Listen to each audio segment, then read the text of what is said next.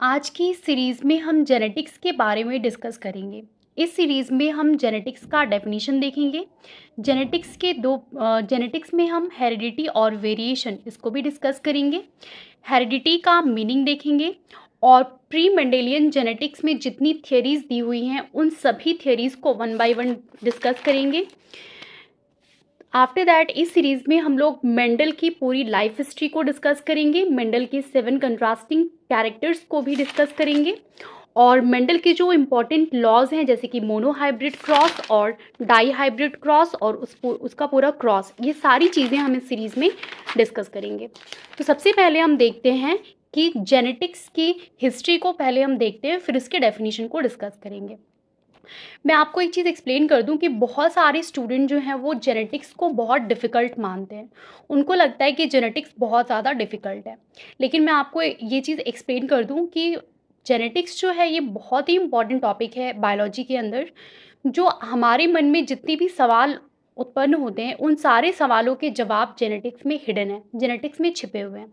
जैसे आपने अक्सर सुना होगा, जब भी कोई एक न्यू बॉर्न बेबी बॉर्न होता है, जब भी कोई बच्चा पैदा होता है, तो अक्सर लोग ये कहते हैं कि इस बच्चे की जो आँखें हैं वो मदर पे गई हैं, इस बच्चे का जो नाक है वो फादर पे गया हुआ है, या इस बच्चे का ये कैरेक्टर घर के इस मेंबर से मैच होता है।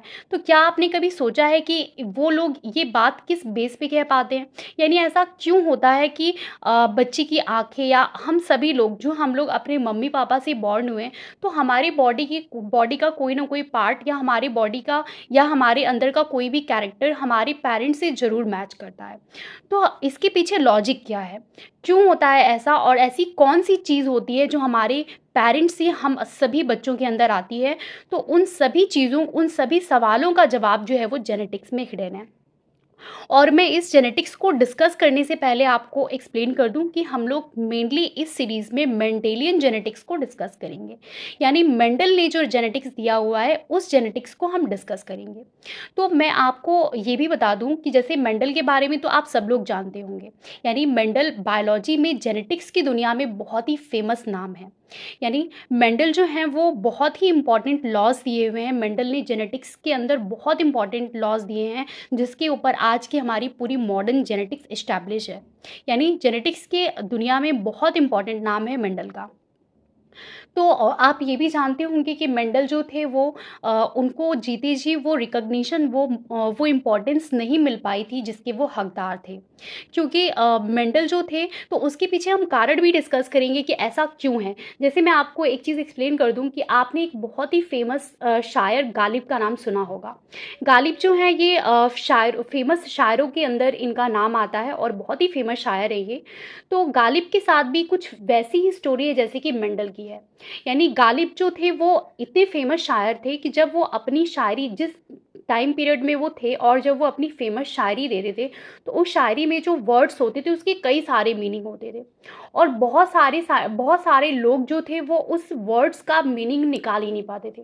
उनको समझ में ही नहीं आता था कि ये वर्ड्स उनके आईक्यू से परे थे। उन वर्ड्स का वो लोग डिफरेंट मीनिंग अंडरस्टैंड ही नहीं कर पाते थे। तो गालिब को जीते जी वो रिकॉग्निशन नहीं मिल पाई थी। लेकिन आज आप सब लोग जानते हैं, जैसे जैसे लोगों का आईक्यू एनहेंस हुआ तब उनको समझ आया कि गालिब ने जो अपनी शायरी में जो वो वर्ड्स लिखते थे या जो उनकी शायरी थी वो उसके बहुत सारे मीनिंग होते थे। और आज की शायरी की दुनिया में गालिब का नाम बहुत फेमस है। तो सेम कहानी, सेम स्टोरी जो है वो मेंडल की भी है। मेंडल उस सदी के साइंटिस्ट हैं जब उन्होंने जेनेटिक्स का जो लॉज दिया था उस दौरान लोगों को डीएनए के बारे में भी नॉलेज नहीं था। उस टाइम पे डीएनए के बारे में भी कोई इन्फॉर्मेशन नहीं थी, और यहाँ तक कि स्पर्म और ओवम के बारे में भी लोगों को उतनी इन्फॉर्मेशन नहीं थी। और मेंडल उस सदी के साइंटिस्ट थे जब बहुत ज़्यादा टूल्स भी नहीं थे, बहुत ज़्यादा माइक्रोस्कोप, हाई लेवल के माइक्रोस्कोप, एडवांस लेवल का माइक्रोस्कोप भी नहीं था। यानी इतने कम नॉलेज में और इतने कम रिसोर्सेज में मेंडल ने जेनेटिक्स की पूरी गुत्थी को ही सुलझा दिया था। तो जेनेटिक्स में मेंडल जो थे वो उस सदी के साइंटिस्ट थे जो उन्होंने, उनका जो आईक्यू था वो उस सदी में जो लोग थे उनके आईक्यू से कहीं ऊपर था। यही कारण था कि मेंडल को वो नेम और फेम जीते जी उनको नहीं मिला। और जब मेंडल की डेथ हो गई, उनके डेथ के 16 या 17 साल बाद वो फेमस हो पाए थे।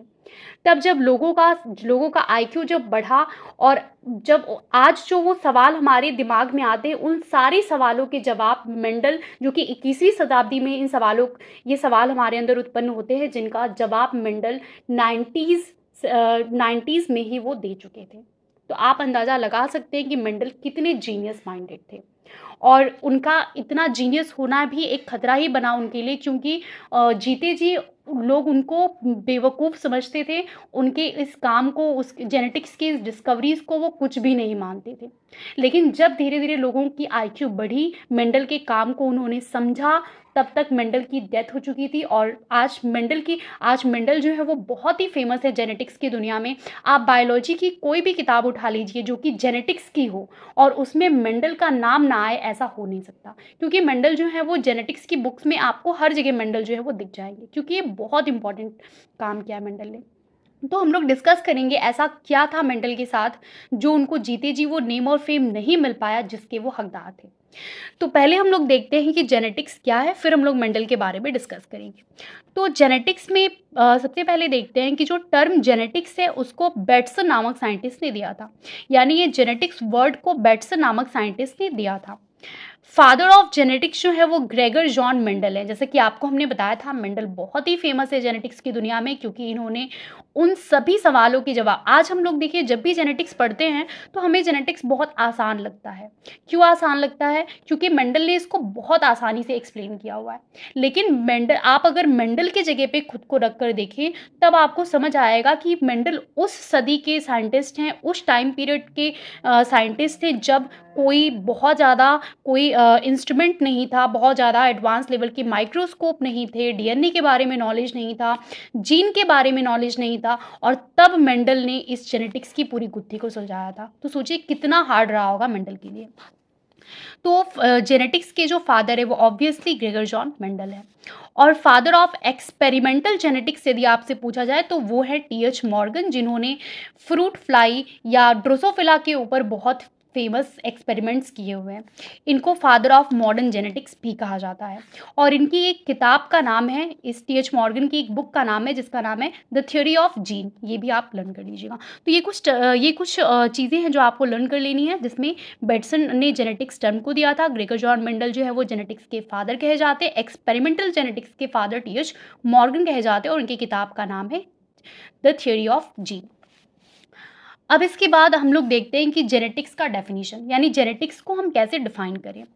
तो genetics is simply the study of heredity and variation. यानी जेनेटिक्स के अंतर्गत हम लोग हेरिडिटी और वेरिएशन इन दोनों की स्टडी करते हैं। अक्सर जो स्टूडेंट्स होते हैं वो जेनेटिक्स और हेरिडिटी में बहुत ज़्यादा कंफ्यूज हो जाते हैं। लेकिन आप लर्न कर लीजिएगा कि जेनेटिक्स जो है वो स्टडी होती है। जैसे जेनेटिक्स में देखिए टी लगा हुआ है और स्टडी में भी टी लगा होता है। तो आप इससे कोरिलेट करके आप इसको लर्न कर सकते हैं कि genetics is simply the study, ये स्टडी होता है हेरिडिटी का और वेरिएशन का। यानी जेनेटिक्स बायोलॉजी का वह ब्रांच है जिसके अंतर्गत हम हेरिडिटी और वेरिएशन को डिस्कस करते हैं। तो अब हम लोग देखते हैं कि मीनिंग ऑफ हेरिडिटी, यानी हेरिडिटी क्या होता है। तो the branch of science which deals with the transmission of characters from one generation to next generation. यानी कैरेक्टर्स का मम्मी पापा से उनके बच्चों में ट्रांसफर होना ही हेरिडिटी कहलाता है। आप सबको पता होगा कि जब भी कोई भी एक न्यू बॉर्न बेबी जब बॉर्न होता है, पैदा होता है, तो इसके बहुत सारे कैरेक्टर उनके फादर या मदर से मैच होता है। जैसे आप सब लोग खुद को देखिए, तो हम सभी के अंदर, हम सब लोगों के जो कैरेक्टर्स हैं, हम सब लोगों का जो बिहेवियर है, हम लोगों की बॉडी का जो फीचर्स है, वो कहीं ना कहीं कुछ जगहों पे हमारे मम्मी पापा से ज़रूर मैच होते हैं, और कुछ जगहों पे वेरिएशंस भी होते हैं, कुछ डिफरेंसेस भी होते हैं। तो मेंडल ने इन सिमिलैरिटीज़ और डिससिमिलैरिटीज़, यानी हमारे मम्मी पापा से हमारे में जो सिमिलैरिटीज़ हैं, और हमारे मम्मी पापा में और हमारे में जो डिससिमिलैरिटीज़ हैं, उसके पीछे के कारण को मेंडल ने एक्सप्लेन किया है। अब आगे हम लोग देखते हैं, हेरिडिटी का मीनिंग तो हो गया। अब हम लोग जेनेटिक्स के 3 ब्रांचेस देखते हैं, जैसे कि pre Mendelian genetics, Mendelian genetics और पोस्ट मेंडेलियन जेनेटिक्स। यानी जेनेटिक्स को हम लोग 3 पार्ट में डिस्कस करेंगे। पहले है कि जेनेटिक्स, मेंडल के पहले की जेनेटिक्स, यानी जब मेंडल बॉर्न नहीं थे तो उसके पहले बहुत सारे कॉन्सेप्ट थे, बहुत सारी हाइपोथेसिस थी जो लोगों ने दिया था, उसको भी डिस्कस करेंगे। फिर मेंडेलियन जेनेटिक्स को हम लोग देखेंगे कि मेंडल ने कितने इंपॉर्टेंट लॉज दिए हैं जो आज की पूरी जेनेटिक्स की पहेली को सुलझा रहा है। और फिर पोस्ट मेंडेलियन जेनेटिक्स यानी मेंडल के बाद की जो जेनेटिक्स थी उसको भी हम लोग डिस्कस करेंगे। तो प्री मेंडेलियन जेनेटिक्स को पहले हम लोग देखते हैं। तो प्री मेंडेलियन जेनेटिक्स में इतनी सारी थ्योरीज दी गई है, अब इन सारी थ्योरीज को हम लोग वन बाय वन देखते हैं। तो सबसे पहले हम देखते हैं प्री मेंडेलियन थ्योरी, यानी मेंडल से पहले जेनेटिक्स के बारे में लोगों को क्या पता था उसको हम लोग डिस्कस करते हैं। तो आप खुद अंदाज़ा लगा सकते हैं कि मेंडल उस टाइम के साइंटिस्ट हैं, उस टाइम के वैज्ञानिक हैं, जब लोग ये मानते थे कि उस टाइम पे स्पर्म और ओवम की भी बहुत ज़्यादा नॉलेज नहीं थी। और मेंडल उस टाइम के साइंटिस्ट थे जब लोग ये मानते थे कि कोई जैसे कोई एक मेल है और कोई एक फीमेल है, इन दोनों के बॉडी से कुछ वेपर निकलते हैं, कुछ वेपर निकलेगा और उन वेपर के जुड़ने से कोई ऑर्गेनिज्म बनता है। सोचिए कितनी अजीब सी हाइपोथेसिस है जिसके पीछे कोई लॉजिक नहीं है। तो ऐसे टाइम पीरियड में मेंडल ने उस पूरी जेनेटिक्स की थ्योरी को सुलझाया था, जेनेटिक्स के पूरे लॉज को एक्सप्लेन किया था और जेनेटिक्स को समझाया था। तो वही हम लोग प्री मेंडेलियन थ्योरी को डिस्कस कर रहे हैं। तो फर्स्ट थ्योरी जो है वो प्री मेंडेलियन थ्योरी में वो फर्स्ट थ्योरी है वेपर और fluid theory. Vapour and fluid theory के जो प्रोपाउंडर है उनका नाम है पाइथागोरस, यानी पाइथागोरस ने वेपर एंड फ्लूइड थ्योरी को दिया है। इस थियरी में उन्होंने क्या एक्सप्लेन किया है, तो इस थियरी में बताया है कि each organ of body produced moist vapour when they unit produce new organism. यानी इस थियरी में पाइथागोरस ने बताया है कि ऑर्गेनिज्म के बॉडी से ऑर्गेनिज्म की बॉडी से कुछ मॉइस्ट वेपर निकलता है और वो सारे वेपर जब जुड़ते हैं तो एक नए ऑर्गेनिज्म का निर्माण होता है। यानी उनका ये मानना था कि जो मेल बॉडी है और जो फीमेल बॉडी है, इनकी बॉडी से कुछ वेपर निकलता है और इस वेपर के मिलने से बच्चे का निर्माण होता है। तो आप अंदाज़ा लगा सकते हैं कि कितनी मतलब ऐसी थियोरी जिसका कोई लॉजिक ही नहीं है, वो थियोरी थी वेपर एंड फ्लूइड थियोरी। ऐसा बिल्कुल भी पॉसिबल नहीं है। आज सबको पता है कि एक न्यू बॉर्न जो बेबी है उसका फॉर्मेशन कैसे होता है और किस तरीके से बच्चे का निर्माण होता है, जो कि आप डेवलपमेंटल बायोलॉजी में बेहतर समझते हैं। लेकिन उस दौर की हम बात कर रहे हैं जब जेनेटिक्स के बारे में बिल्कुल भी नॉलेज नहीं था। तो फर्स्ट थियोरी जो है वो वेपर एंड फ्लूइड थियोरी थी, जिसको पाइथागोरस ने दिया था। नेक्स्ट थियोरी है रिप्रोडक्टिव ब्लड थियोरी। ये थियोरी मेल डोमिनेटिंग थियोरी है, यानी इस थियोरी का मानना ये है कि बच्चे के निर्माण के पीछे बच्चे के कोई भी बेबी यदि बॉर्न हो रहा है तो उसमें सबसे बड़ा रोल फादर का होता है, ऐसा ये थियोरी मानती है। जैसे इस थियोरी के जो प्रोपाउंडर हैं वो एरिस्टोटल हैं, यानी अरस्तु हैं। इस थियोरी को मेल ओरिएंटेड भी कहते हैं। यानी इस थियोरी में क्या बताया गया, देखिए, male produce highly purified blood called reproductive blood और सीमेन। यानी इस थियोरी के अकॉर्डिंग ये बताया गया है कि मेल में एक रिप्रोडक्टिव ब्लड बनता है जिसका नाम सीमेन है, इसको सीमेन इन्होंने बताया। और कहा कि फीमेल जो है उसका रिप्रोडक्शन में उतना रोल नहीं है, बिकॉज फीमेल जो होती है उसमें नॉन प्योरीफाइड ब्लड होता है, यानी शुद्ध ब्लड नहीं होता और इनर्ट होता है, निष्क्रिय होता है। यानी इस थियोरी को कहा गया है कि father gives motion to life, यानी यदि कोई न्यू बॉर्न बेबी बॉर्न हो रहा है तो उसके पीछे फादर का रोल होता है। यानी मेल डोमिनेटिंग थियोरी है, जो कि आपको पता है ऐसा तो नहीं है, क्योंकि मेल एंड फीमेल जो होते हैं उनसे बच्चे का निर्माण होता है। मेल एंड फीमेल में जो स्पर्म और ओवा बनता है उससे बच्चे का निर्माण होता है। तो ये एक रिप्रोडक्टिव ब्लड थियोरी है जिसमें मेल डोमिनेटिंग थियोरी है, मेल को इसमें डोमिनेट किया गया है, मेल को बताया गया कि मेल से ही बच्चे का निर्माण होता है। नेक्स्ट जो थियोरी है वो है प्री फॉर्मेशन थियोरी। इस थियोरी के प्रोपाउंडर स्वेमर्डम हैं। This theory comes after the discovery of egg and sperm. यानी इस थियोरी के दौरान एग और स्पर्म की डिस्कवरी हो चुकी थी, लेकिन बहुत ज़्यादा इसके बारे में नॉलेज नहीं था। इस थियोरी में बताया गया है कि a little man homunculus already present at the tip of sperm and ova. यानी इस थियोरी में स्वेमर्डम ने होमनकुलस का कॉन्सेप्ट दिया था और इन्होंने बताया था कि जो मेल के अंदर जो स्पर्म बनता है और फीमेल के अंदर जो ओवम बनता है, इसमें जो मेल स्पर्म का टिप होता है, इस स्पर्म के टिप पे ऑलरेडी एक छोटा सा बेबी होता है, एक छोटा सा बेबी होता है जिसको उन्होंने होमनकुलस बताया था। तो आपको पता है ऐसा कुछ भी नहीं होता। तो ये थियोरी जो है वो प्री फॉर्मेशन थियोरी थी, यानी पहले से ही फॉर्म रहता है, पहले से ही बना रहता है, इसीलिए बच्चा जो है, एक न्यूबॉर्न बेबी जो है वो पहले से ही स्पर्म पे बना रहता है। तो इसीलिए इस थियोरी का नाम प्री फॉर्मेशन थियोरी है।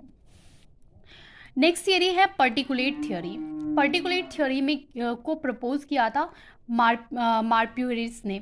इन्होंने कहा था कि each organ of body give rise to some particles, यानी हमारे बॉडी का प्रत्येक ऑर्गन कुछ पार्टिकल्स बनाता है which collect in reproductive cell, जो हमारे रिप्रोडक्टिव सेल में कलेक्ट होते हैं और इससे नए ऑर्गेनिज्म का निर्माण होता है। यानी इस थियरी का मानना, इसलिए इसका नाम पर्टिकुलेट थियरी है। यानी इस थियरी में साइंटिस्ट ने बताया था कि जो हमारे रिप्रोडक्टिव सेल्स होते हैं स्पर्म एंड ओवा, उसके अंदर कुछ पार्टिकल्स कलेक्ट हो जाते हैं जिससे बच्चे का निर्माण होता है। तो आप सबको पता है इन थियरीज के पीछे कोई भी प्रूफ नहीं है, कोई लॉजिक नहीं है इन थियरीज के पीछे। तो अब इसके बाद नेक्स्ट हम लोग देखते हैं अगला जो नेक्स्ट जो थियरी है वो है, नेक्स्ट जो थियरी है वो है पैनजेनेसिस थियरी। और पैनजेनेसिस थियरी को डार्विन ने दिया था। इस थियरी में उन्होंने क्या बताया था, तो each organ of body produce bud like structure called gemmules और पैनजीन्स। यानी इस थियरी में डार्विन ने बताया कि हमारी बॉडी के प्रत्येक ऑर्गन कुछ बर्ड लाइक कली नुमा रचना बनाते हैं जिसको हम जिम्यूल बोलते हैं या पैनजीन्स बोलते हैं। इसीलिए इस थियरी का नाम देखिए पैनजेनेसिस है। यानी जिम्यूल्स या पैनजीन्स होते हैं which collect in reproductive cell, जो हमारे रिप्रोडक्टिव सेल में कलेक्ट हो जाते हैं और नए ऑर्गेनिज्म का निर्माण होता है। यानी डार्विन ने ये एक्सप्लेन किया कि हमारे रिप्रोडक्टिव सेल्स के अंदर कुछ बर्ड लाइक स्ट्रक्चर बनते हैं जिनको जिम्यूल या पैनजीन्स कहते हैं और इसी से बच्चे का निर्माण होता है। नेक्स्ट जो थियरी है वो है एपिजेनेसिस थियरी, और इस थियरी को वॉल्फ साइंटिस्ट ने दिया था। इस थियरी के according only gametes carry substance which has capacity to form new organism. तो ये कुछ लॉजिक वाली बात इन्होंने किया और इन्होंने बताया कि जो गैमीट्स होते हैं वही न्यू ऑर्गेनिज्म का निर्माण करते हैं। ऐसा वॉल्फ ने एपिजेनेसिस थियरी में बताया था। नेक्स्ट थियरी है जर्म प्लास्ट थियरी, जिसको वीजमैन ने दिया था, ऑगस्ट वीजमैन। इनके अकॉर्डिंग क्या है कि the characters which are present in germ plasm transfer from one generation to next generation. इस थियरी के अकॉर्डिंग इनका मानना था कि इनका ये मानना था कि हम सभी के जर्म प्लाज्म में कुछ कैरेक्टर्स प्रेजेंट होते हैं जो एक जनरेशन से दूसरे जनरेशन में पास ऑन होते हैं। तो इस थियरी को जर्म प्लास्ट थियरी कहा गया जाता है, जिसको वीजमैन ने दिया था। तो ये जितनी भी थियरीज हमने डिस्कस किया, ये पूरी की पूरी थियरीज जो है वो प्री मेंडेलियन थियरीज है, यानी मेंडल के लॉज से पहले दी गई थी ये थियरीज। अब हम लोग मेंडेलियन जेनेटिक्स को डिस्कस करते हैं। तो मेंडेलियन जेनेटिक्स को डिस्कस करने से पहले हम मेंडल के बारे में डिस्कस करते हैं, मेंडल की पूरी लाइफ हिस्ट्री को डिस्कस करेंगे। तो मेंडल आपको हमने पहले ही डिस्क्राइब किया था कि मेंडल बहुत ही फेमस साइंटिस्ट हैं, बायोलॉजिस्ट हैं, जिन्होंने इस पूरे जेनेटिक्स को एक्सप्लेन किया। आप अंदाज़ा लगा सकते हैं कि इसके पहले कितनी इलॉजिकल बातें थी, जिसमें कुछ लोगों ने बताया कि वेपर के कलेक्ट होने से ऑर्गेनिज्म बनते हैं, कुछ लोगों ने बर्ड का कॉन्सेप्ट दिया कि उससे ऑर्गेनिज्म बनते हैं, जिसके पीछे कोई लॉजिक नहीं है। उस टाइम पीरियड में, उस दौरान मेंडल ने बहुत ही इंपॉर्टेंट चीज़ों को डिस्क्राइब किया। उन्होंने हर चीज़ के पीछे लॉजिक बताया कि ऐसा क्यों होता है और प्रूफ भी दिया।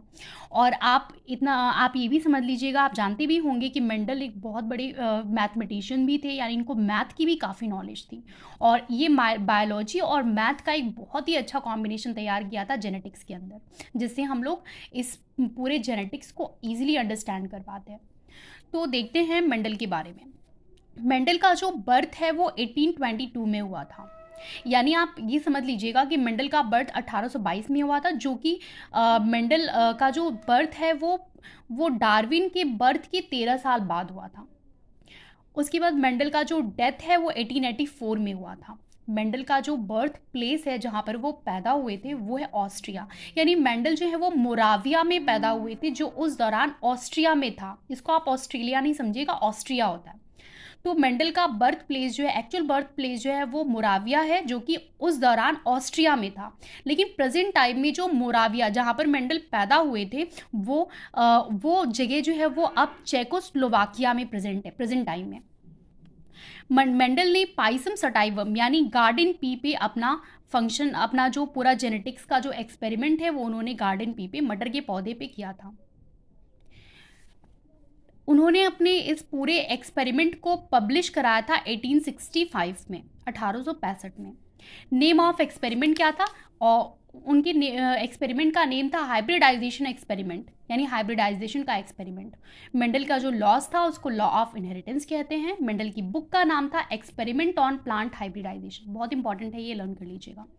मेंडल ने कितने साल तक काम किया था? 7 ईयर्स तक काम किया था, यानी 1856 से लेकर के 1863, यानी 7 साल तक उन्होंने मटर के पौधे पर जेनेटिक्स के बारे में उन्होंने स्टडी किया।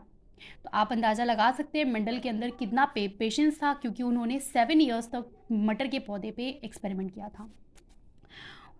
उन्होंने 7 पेयर कंट्रास्टिंग कैरेक्टर को स्टडी किया था। मेंडल ने 7 पेयर कंट्रास्टिंग कैरेक्टर को स्टडी किया था गार्डन पी के अंदर।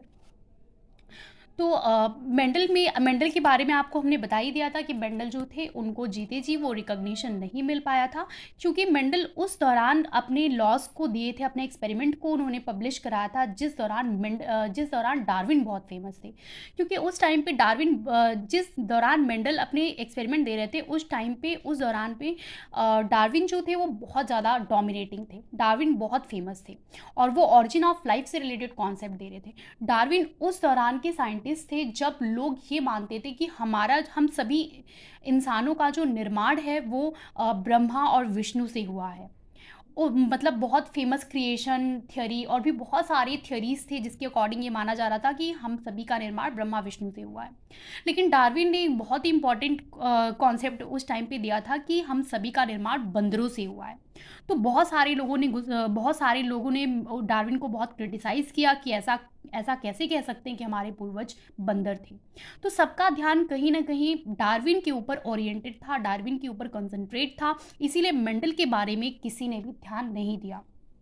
अब आप खुद अंदाज़ा लगाइए, जहाँ पर कोई ये कह रहा है कि हम सभी के पूर्वज बंदर थे, तो सबका ध्यान वहाँ पर था। और मेंडल जो थे, जो कि पी प्लांट पे बता रहे थे, एक मटर का पौधा बड़ा, फिर एक मटर का पौधा छोटा, उसको क्रॉस कराया तो उसमें लंबा पौधा आया। तो इस पे मटर के पौधे पे इनके इस एक्सपेरिमेंट पे किसी का ध्यान ही नहीं गया, किसी ने इंटरेस्ट ही नहीं लिया।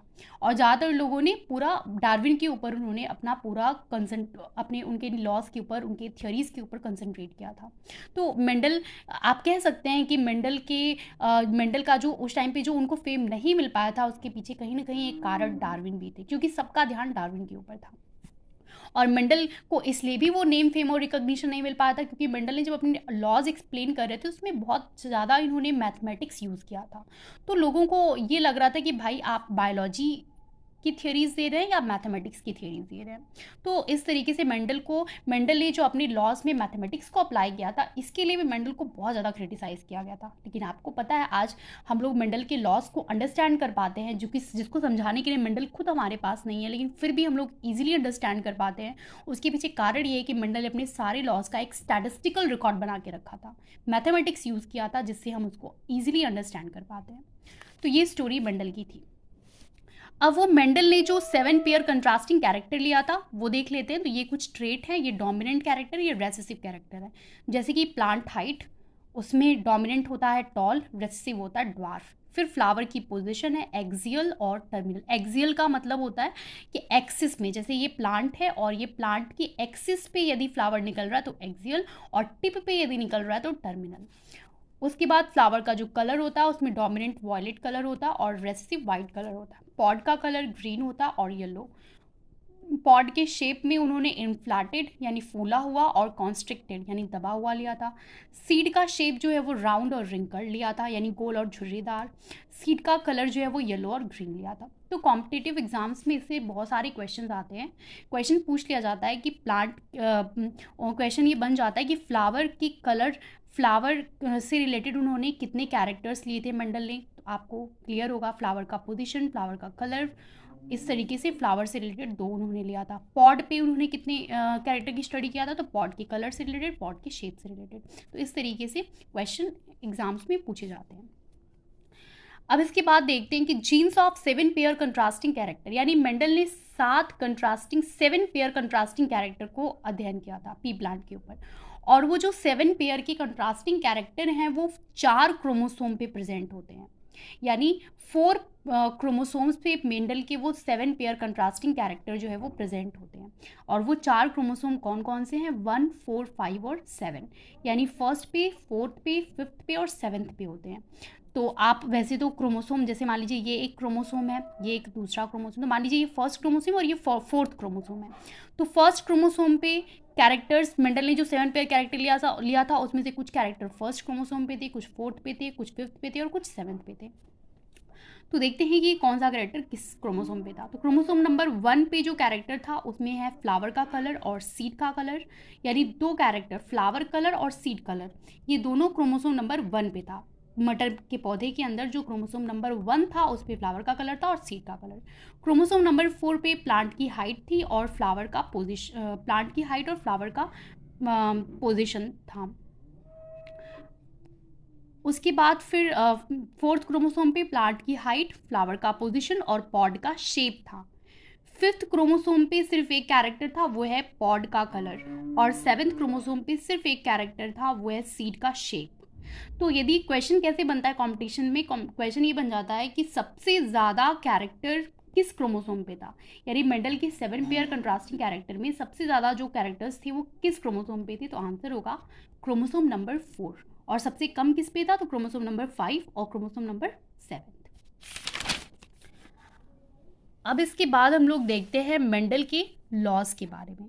तो मेंडल का जो फर्स्ट लॉ है उसको हम लोग मोनोहाइब्रिड क्रॉस कहते हैं। मोनोहाइब्रिड क्रॉस क्यों कहते हैं, मोनो मीन्स सिंगल होता है, यानी मोनोहाइब्रिड क्रॉस का मतलब होता है कि ऐसा क्रॉस जिसमें उन्होंने सिंगल कंट्रास्टिंग कैरेक्टर की स्टडी किया था। यानी monohybrid cross is simply the study of single contrasting character. इस लॉ को हम लॉ ऑफ सेग्रीगेशन भी बोलते हैं, यानी पृथक्करण का नियम भी बोलते हैं। तो पहले इस लॉस को हम एक बार इसका डेफिनेशन देख लेते हैं, फिर इस लॉस को हम अंडरस्टैंड करेंगे। तो इस लॉ के अकॉर्डिंग क्या था कि द लॉ ऑफ सेग्रीगेशन, यानी पृथक्करण का जो नियम है वो स्टेट करता है, वो बताता है कि during the production of gametes, यानी गैमीट की प्रोडक्शन के दौरान 2 copies of each hereditary factor segregate so that offspring acquire one factor from each parent। यानी इस लॉ में क्या बताया गया था कि जैसे मान लीजिए कि ये एक टॉल प्लांट है और एक ड्वार्फ प्लांट है, यानी एक कोई पौधा है वो काफ़ी लंबा है और एक कोई पौधा है जो काफ़ी छोटा है। तो आपको पता है ये लंबापन यानी टॉल प्लांट और बौनापन यानी ड्वार्फ प्लांट, ये दो कैरेक्टर है।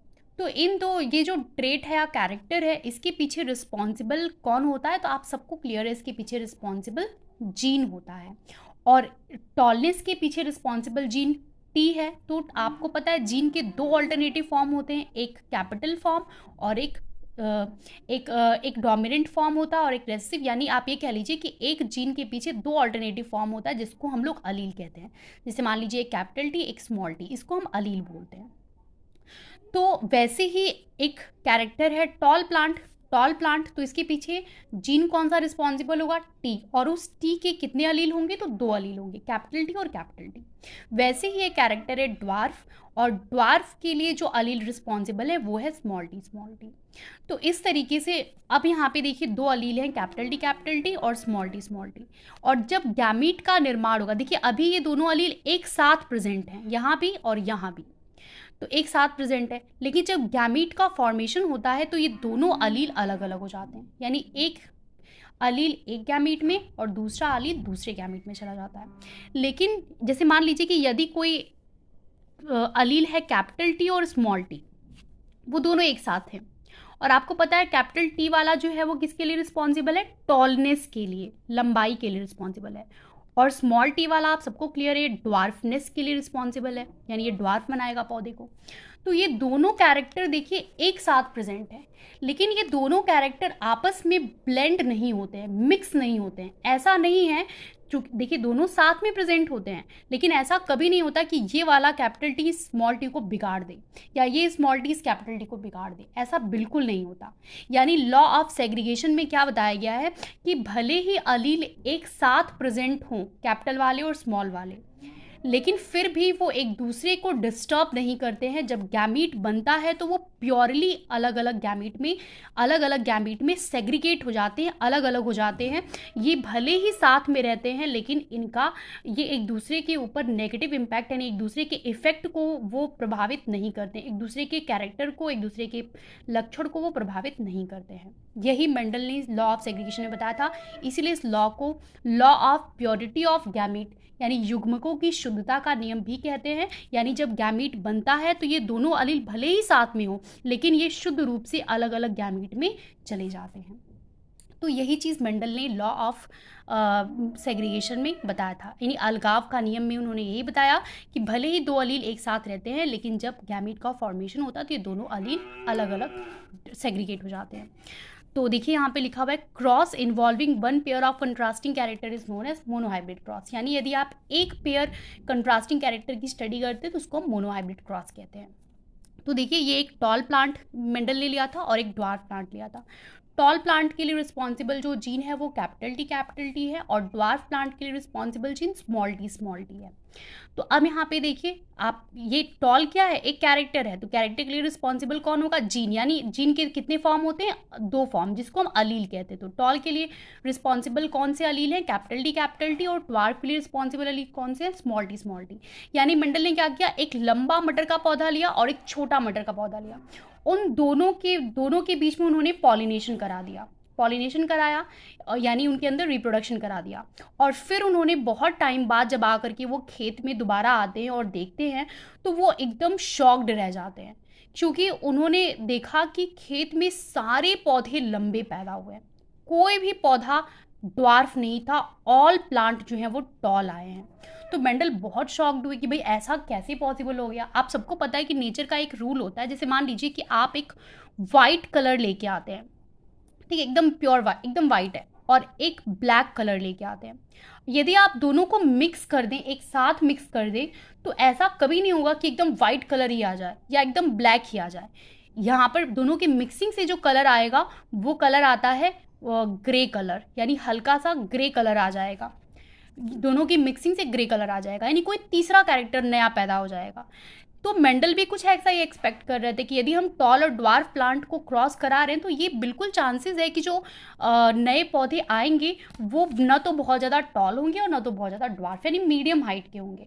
लेकिन जब मेंडल फील्ड के अंदर दोबारा जाते हैं क्रॉस कराने के बाद तो वो बिल्कुल शॉक्ड रह जाते हैं, क्योंकि खेत में सारे पौधे जो थे वो टॉल आए थे। तो मेंडल को इसके पीछे का लॉजिक नहीं समझ आया कि भाई ऐसा क्यों हुआ। यदि सारे पौधे टॉल आ गए तो ड्वार्फ वाला जो कैरेक्टर था, जो उसके पीछे रिस्पॉन्सिबल जो फैक्टर था, वो कहाँ चला गया, यानी ड्वार्फनेस का जो फैक्टर था वो उस प्लांट के अंदर क्यों नहीं आया, वो कहाँ चला गया, ये मेंडल को नहीं समझ आया। तो इसको और क्लियर करने के लिए मेंडल ने क्या किया, फिर यही जो प्लांट बने हैं उनके बीच में आपस में उन्होंने क्रॉस करा दिया। पहले तो मेंडल को ये लगा कि टॉल प्लांट और ड्वार्फ प्लांट जो हैं उनमें से सारे पौधे टॉल आ रहे हैं, तो इसका मतलब ये है कि ड्वार्फनेस वाला जो कैरेक्टर है वो मर गया, उसकी डेथ हो गई, तो वो फैक्टर जो है वो ख़त्म हो गया। तो इसको क्लियर करने के लिए मेंडल ने क्या किया कि इसी ड्वार्फ प्लांट जो लंबे पौधे हुए थे, जो नए लंबे पौधे हुए थे, उनके बीच में उन्होंने क्रॉस करा दिया। और उन्होंने देखा कि जब उन्होंने क्रॉस कराया तो नेक्स्ट जनरेशन में उन्होंने देखा कि सारे पौधे जो थे उनमें से कुछ पौधे लंबे तो कुछ पौधे मीडियम हाइट, कुछ पौधे लंबे तो कुछ पौधे उसमें बौने आ गए, यानी छोटे आ गए। तो मेंडल फिर शॉक्ड हो गए और मेंडल को ये क्लियर हो गया कि कहीं ना कहीं इसके पीछे कारण ये है कि जो लंबा पौधा है और छोटा पौधा है उसको जब उन्होंने क्रॉस कराया था तो F1 जनरेशन में सारे पौधे लंबे आए थे। इसका मतलब ये था कि जो लंबापन का जीन था, लंबाई का जो जीन था, उसने ड्वार्फनेस के जीन को दबा दिया था। मरा नहीं था वो फैक्टर, बल्कि उसके फैक्टर को इन्होंने दबा दिया था। तो इस तरीके से और जो फैक्टर दब जाता है उसको उन्होंने, उस कैरेक्टर को उन्होंने रेसेसिव बोला था, और जो F1 जनरेशन में दिख जाता है उसको उन्होंने डोमिनेटिंग बोला था। और फिर जब उन्होंने फिर से इसी प्रोजेनी में उन्होंने क्रॉस कराया, सारे टॉल प्लांट्स के बीच में उन्होंने क्रॉस कराया, तो उन्होंने F2 जनरेशन में देखा कि सारे पौधों में से कुछ पौधे लंबे भी आए और कुछ पौधे बौने भी आए थे। तो ये मेंडल का लॉ ऑफ सेग्रीगेशन था। तो एक बार उनका क्रॉस देख लेते हैं। तो ये टॉल प्लांट था, ये ड्वार्फ प्लांट था। इसके पीछे जो अलील थे वो कैपिटल टी, ड्वार्फनेस के पीछे अलील स्मॉल टी। गैमीट बना, दोनों प्योरली अलग अलग गैमीट में सेपरेट हो गए, एक दूसरे के कैरेक्टर को अफेक्ट बिल्कुल नहीं करते हैं, इसलिए लॉ ऑफ सेग्रीगेशन इसको बोलते हैं। कैपिटल टी एक गैमीट में, कैपिटल टी दूसरे गैमीट में, सेम यहाँ पर भी गैमीट में चले जाते हैं। अब इनका हम क्रॉस कराएंगे, कैपिटल टी यहाँ से स्मॉल टी, फिर यहाँ से कैपिटल टी, यहाँ से स्मॉल टी। इस तरीके से F1 जनरेशन में सारे पौधे लंबे आते हैं। फिर मेंडल को जब सारे पौधे लंबे मिले, मेंडल बिल्कुल अंडरस्टैंड नहीं कर पाए कि ऐसा क्यों हुआ।